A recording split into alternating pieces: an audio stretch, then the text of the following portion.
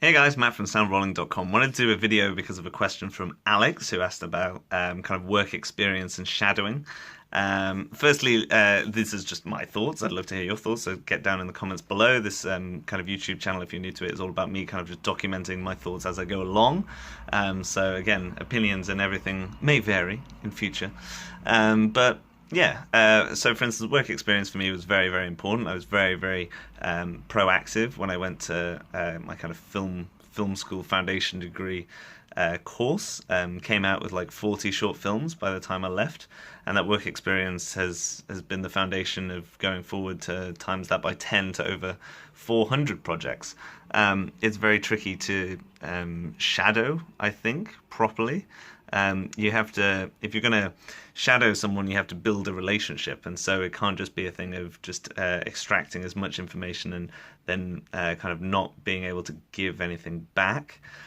For me, because I was so far away in Dundee and I had to kind of keep working going to London, and it was 11 hours one way, I couldn't really afford to just take as much time as I wanted to shadow someone. I wanted to actively get out there and get as much work experience on other film school short films and that kind of thing, and really just build up to get to where I am now in terms of just learning the workflows, learning the equipment, learning how things go, how things cut together, just learning the whole industry and kind of my role in it.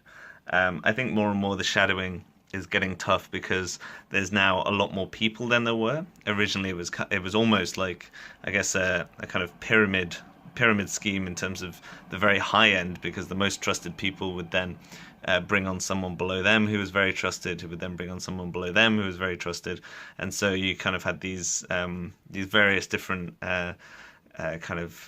family trees, as it were, of just people that were well known in the industry. And this is still very well known, obviously, even now, because obviously the people that do the Marvel movies and everything else that's coming out, they get trusted to do more and more. So it's kind of almost harder to step up into that realm of things, because now the base of this pyramid, now that the technology and everything's got so much cheaper, has just allowed people to just join in the game kind of whenever they want. So I would probably err still, as I did, more on the work experience side of things than shadowing, and that would be doing like 48-hour film challenges. That would be doing as much as possible. Basically, as soon as I was out of work, it was my job to get back into work. So I was doing absolutely everything to kind of make that work. As simple as that kind of is. But I would love to know your experiences, and hopefully, Alex, that helps you with my kind of views on shadowing a work experience. But the more you can do something, the better you get at it. Practice makes perfect, as they say. So yeah, just being proactive and just making sure you're getting yourself out there, and getting yourself trained up. There's so many people that I get the impression that they are too worried about getting it perfect to do anything, and then you're probably in projects where you probably shouldn't be at that level. Maybe you should just be doing more short films and allowing yourself to potentially make mistakes where it's not going to be kind of fatal to your career. So yeah, anyway, love to hear your thoughts about, yeah, is shadowing tougher these days? But is work experience tough these days? Yeah, making a living is very hard. Took me about probably 2 years to actually make some sort of decent income out of everything and build up a big enough network.